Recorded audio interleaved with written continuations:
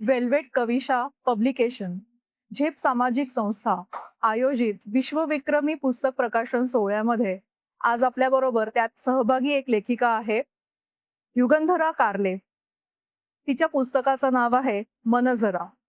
आज आपण तिच्याबद्दल जाणून घेऊ, मनझराबद्दल जाणून घेऊ आणि त्याच्याच बरोबर या विश्वविक्रमामध्ये ती सहभागी झाली आहे त्याबद्दलही तिचं मनोगत जाणून घेऊया. युगंधरा, तुझं खूप खूप स्वागत. धन्यवाद. आपण लेखन करतो आणि आपलं पुस्तक पब्लिश होतं, त्या प्रवासाच्या आधी लेखनाची सुरुवात, तर त्याबद्दल थोडं सांगशील? तुझ्या लेखनाची सुरुवात कशी झाली?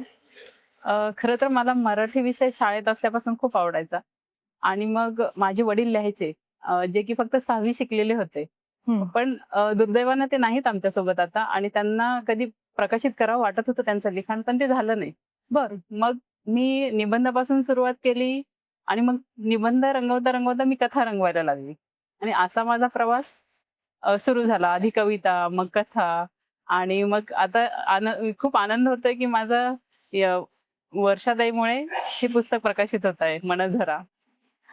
मस्त. आणि नुसतं पुस्तक प्रकाशित नाही होते, तर ते विश्वविक्रमामध्ये एक हो. तुझा सहभाग आहे, त्याबद्दल तुझं खूप खूप कौतुक.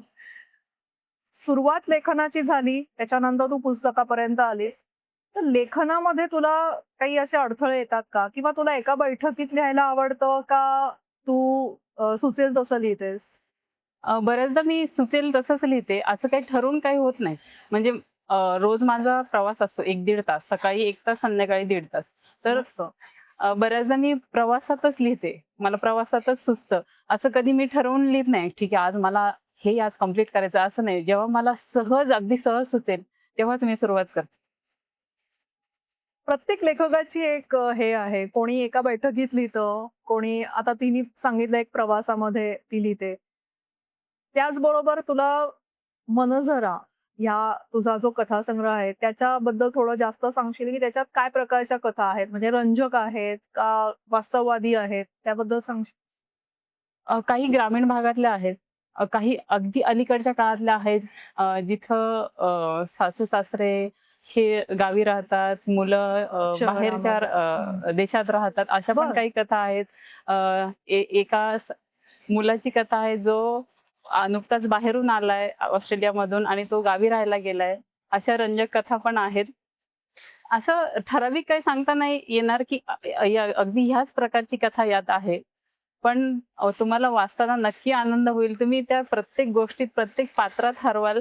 मी गोष्ट लिहिताना कधी असं विचार हम्म. करत नाही, की माझी गोष्ट ह्या फ्लोने जाईल. मी आधी कॅरेक्टर डिसाईड करते. त्याची नावं ठरवायला बर. मला खूप वेळ लागतो आणि एकदा की नाव आवडलं, की मी त्याच्याभोवती कथा रंगवायला सुरुवात करते. खूप सुंदर. एखाद्या लेखकाचा लेखन प्रवास जाणून घेणं मला नेहमीच याविषयी कुतूहल असायचं. आजूबाजूला निरीक्षण करत त्यातनं हं, आपण पॉइंट्स घेतो, हं. त्यातनं काही आपल्याला घटना सुचतात, त्याच्यावर लिखाण करतो.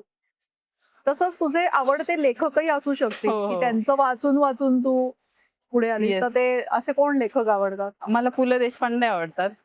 ज्यांचं मला विनोदी लेखन करायला आवडतं. इव्हन माझी शैली तशीच आहे, विनोदाकडेच आहे. तर त्यांचे मी बरेचशी पुस्तकं वाचली आहेत. हम्म. व्यक्ती आणि वल्ली माझं खूप आवडतं पुस्तक आहे त्यांचं. हम्म. त्यांनी त्यात जे कॅरेक्टर्स रंगवलेली आहेत, अतिशय सुंदर आहेत आणि प्रत्येक कॅरेक्टर ती इमॅजिन होतं आणि आपण पोट धरून हसतो. क्या बात. तसंच आता माझं जर पुढचं जर मी पुस्तक छापायचं ठरवलं, तर हो. ऑफकोर्स मी वर्षाताईकडेच करेल आणि ते माझं विनोदी पुस्तक कथासंग्रह असेल. मस्त.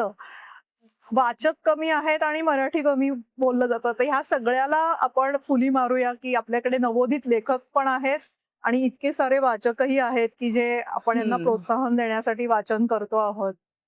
वेल्वेट पब्लिकेशन आणि वर्षा ठुकरुल यांच्याबद्दल तुझा अनुभव कसा होता? आम्ही भेटलो 1 वर्षापूर्वी, जिथं कथानगरीमध्ये एक कथा दिली होती. तर तेव्हा ओळख झाली आणि वर्षाताई सच्चा माणूस काय असतो हे वर्षाताईने दाखवून दिलं. सगळं ओपन, काही कुठलीही गोष्ट लपवलेली नसते त्याच्यात. जे काय आहे ते एकदम अपफ्रंट ती बोलते आणि ते तिच्याकडून खूप घेण्यासारखं आहे आणि ती प्रत्येकाला उभारी देते. आपण कसं इमॅजिन करतो, की लेखन हे ह्या आपण मोठे-मोठे लेखकांविषयी वाचलेलं असतं. तर आपल्याला असं वाटतं आपलं लेखन त्या साच्यात बसलं पाहिजे. पण तिचं तसं नाही. तसं नाही. तू म्हणून तुझं काहीतरी वेगळं अस्तित्व असेल लिखाणाचं, तर ते तू जप. आणि तुला जे वाटतं ते लिखाण काय प्रत्येक कुठल्या साच्यात बसण्यासाठी नसतंच. कमाल. तर आणि आपले विचार जसे आहेत त्यांची क्षितिज हो, जशी मोठी आहेत हो. तसं लिखाण हवं आपलं. हो. कमाल. वर्षाताई आणि तुझे खूप खूप तुम्हाला शुभेच्छा नवीन प्रवासासाठी, विश्वविक्रमासाठी आणि तुझी अशीच छान घोडदौड नवीन नवीन पुस्तकं येवोत अशी आमची इच्छा. धन्यवाद. Thank you Yugandhara. Yes, thank you. Yugandhara ताईंचा कथासंग्रह आज प्रकाशित होत आहे आणि तेही इतक्या मोठ्या प्लॅटफॉर्मवर एका वर्ल्ड रेकॉर्डचा भाग त्यांचं पुस्तक होत आहे. ह्या प्रसंगी तुमच्या काय भावना आहेत? मला खूप छान वाटतंय. मला खूप आनंद वाटतोय. ॲक्चुअली हे तिचं लहानपणापासूनचं स्वप्न आहे आणि ते वेल्वेट कविशेच्या माध्यमातून ते आज पूर्ण होतंय. मोस्टली म्हणजे उद्या पूर्ण होतंय. तर खूप खूप आनंद आहे. ॲक्चुअली तसं सांगायचं झालं तर आमच्या घरात कुणीच लिहीत नाही. सगळे मॅक्सिमम आमच्या घरातले मॅक्सिमम लोकं हे टेक्निकल फील्डमध्ये आहेत किंवा आमचा स्वतःचा व्यवसाय शेती व्यवसाय. येस. तर त्यातून ही पहिल्यांदाच असं कोणीतरी साहित्य क्षेत्रात इन्व्हॉल्व असल्यामुळे किंवा ते आमच्यासाठी खूप चांगलं आहे आणि घरच्यांना पण त्याचा खूप खूप अभिमान आहे. म्हणजे ताईंचा वाचक ते लेखक हा जो प्रवास आहे ह्या सगळ्याचे आपण साक्षीदार आहात. ताईंच्या पुढील अशाच अनेक उपक्रमांसाठी आमच्या खूप खूप शुभेच्छा. आपण इथे उपस्थित झालात त्याबद्दल खरंच कौतुक आहे. कारण घरातून पाठिंबा असल्याशिवाय हा पल्ला गाठणं खरंच नक्कीच कठीण असतं.